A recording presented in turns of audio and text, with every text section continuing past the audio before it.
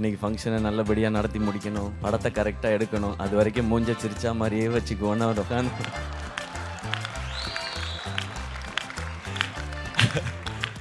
இல்லை, இதெல்லாம் ஃபஸ்ட்டு நம்ம ப்ரொடியூசர் ஆகும்போது ஃபஸ்ட்டு வர வேண்டிய ரியாக்ஷனே இதுதான் சார். எது நடந்தாலும் நாம் ரவிமோகன் சார், அவர் எனக்கு என்ன சொல்கிற மாதிரி தான், நான் ரொம்ப க்ளோஸ் ஃப்ரெண்ட்லாம் கிடையாது, நான் சாருன்னு தான் கூப்பிடுவேன். நான் ரொம்ப சீனியர் அவர் எனக்கு. ஆள் பார்க்க அப்படியே நம்ம செட்டு மாதிரி தான் இருக்கார் எப்போவும். அண்ட் அந்த படம் ரொம்ப ஸ்பெஷல். நான் காலேஜ் படிக்கும்போது 2-3 தடவை அந்த படத்தை பார்த்துருக்கேன் நான். ஸோ அதை இந்த ஸ்டேஜில் பார்த்ததும் ஒரு நல்லா இருந்துச்சு, அது ஒரு நாஸ்டாலஜிக் ஃபீலாக இருந்தது. அண்ட் நீங்கள் 2 பேரும் திரும்ப சேர்ந்து ஒரு படம் பண்ணோம் ரவி சார், சீக்கிரம். அங்கே எஸ்கே கிட்ட போய் இவருடைய மைண்ட் வாய்ஸ்ல என்ன ஓடிக்கிட்டு இருக்கு அப்படின்னு கேட்டுடலாம். பிகாஸ் சிவா, உங்களுக்கு தெரியும் நம்ம ஏன் இங்கே வந்து இங்கே எல்லாருக்கிட்டையும் பேசுகிறோம், அங்கே என்ன ஓடிக்கிட்டு இருக்கு அப்படின்னு மற்றவங்களுக்கு தெரியுமோ தெரியாதோ உங்களுக்கு கண்டிப்பாக தெரியும். ஓகேயா? ஃபர்ஸ்ட் ஒரு பெரிய பெரிய கைத்தட்டல் கொடுக்கலாமா ஃபார் சிவகார்த்திகேயன் அவர்கள். Congratulations on a fabulous audio launch. இதுதான் நடந்துச்சு அண்ட் செம்மையாக இருந்துச்சு, ஃபோட்டோஸ் அண்ட் ட்ரெயிலர் எல்லாமே. இப்போது மைண்ட் வாய்ஸ் கேம் புரிஞ்சிருச்சு இல்லையா உங்களுக்கு? எல்லாருக்கும் ஒரு வணக்கத்தை சொல்லிட்டு ஒருத்தருடைய முகத்தை நாங்கள் வந்து பஞ்ச் பண்ணி காட்டுவோம். அவங்களுடைய மைண்ட் வாய்ஸில் என்ன ஓடிக்கிட்டு இருக்குன்னு நீங்கள் சொல்லணும். ஹலோ, எல்லாருக்கும் வணக்கம். இது இன்னும் கொஞ்சம் நேரம் போகும் அங்கே ரெடி ஆகிற வரைக்கும். ஸோ அந்த கேப்பை தான் ஃபில் பண்ணிகிட்டு இருக்கோம். இது கண்டுபிடிச்சு தொட்டு தொடரும் ஒரு பட்டு பாரம்பரியம் மாதிரி எல்லா ஈவெண்ட்லேயும் நடக்கிறது தான் இது. பட் என்ன யாராவது ஒருத்தர் பஞ்ச் பண்ணி அவங்க மைண்ட் வாய்ஸை நான் சொல்லணுமா? பட் இங்கே இருக்கவங்க மைண்ட் வாய்ஸ் எல்லாம் ஓப்பனாக வெளியே சொல்ல முடியாது. இன்றைக்கி ஃபங்க்ஷனை நல்லபடியாக நடத்தி முடிக்கணும், படத்தை கரெக்டாக எடுக்கணும், அது வரைக்கும் மூஞ்ச சிரிச்சா மாதிரியே வச்சுக்குவோன்னு அவர் உட்காந்து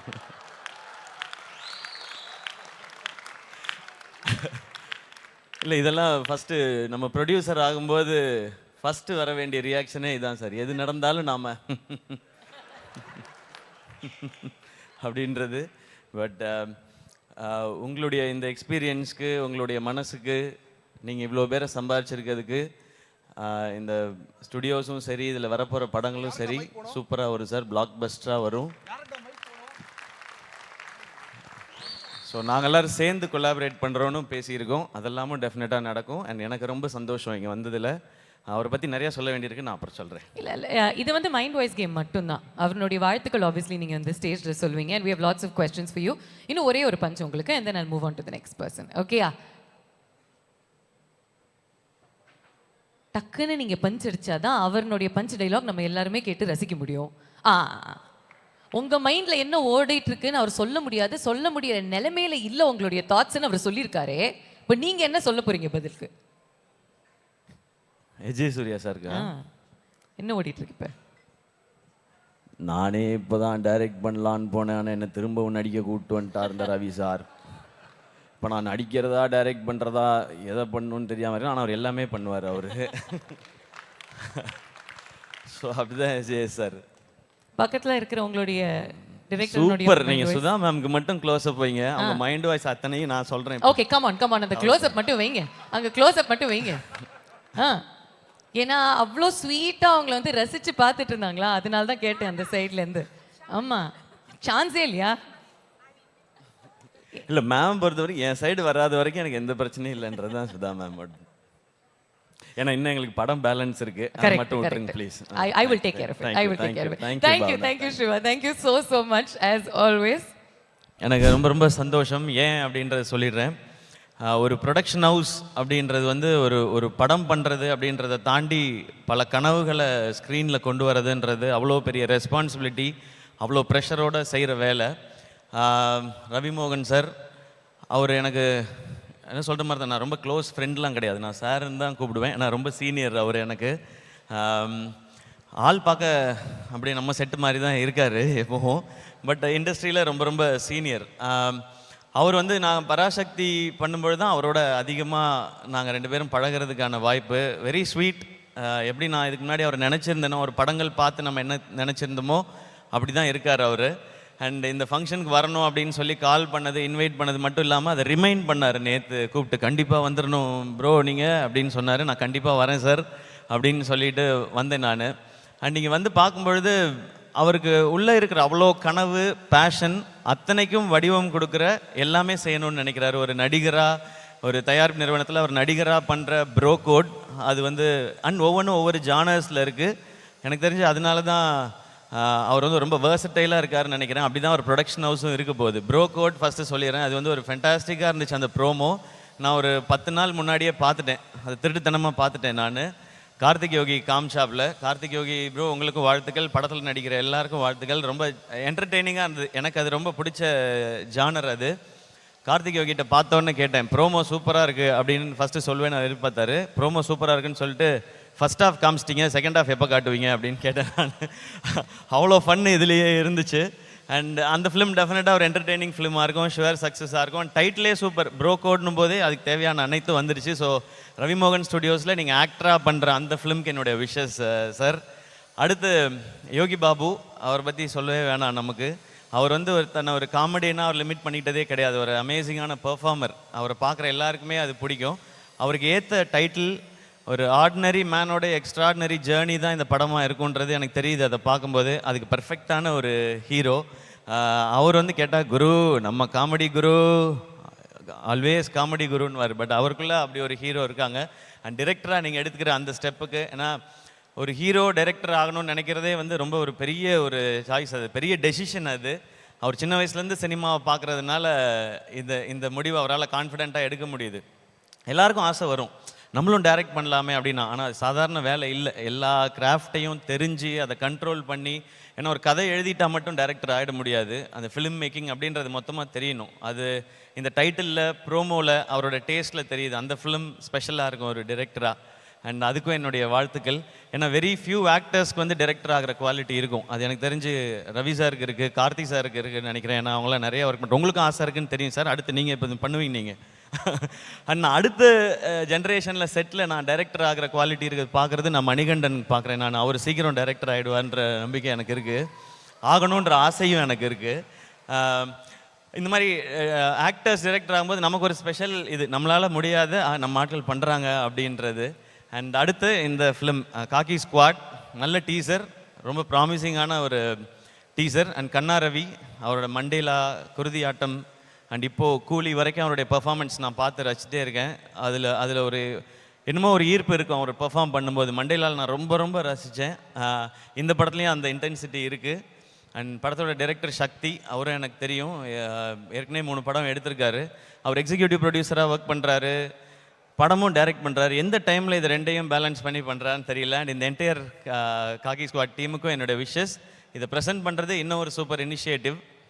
இப்போ இன்னொரு ஸ்டூடியோ பேக் பண்ணுறதுக்கு வந்துடுச்சு. ஸோ எங்கே வேணாலும் வைல்டாக ஒரு கண்டென்ட் திங்க் பண்ணலாம்.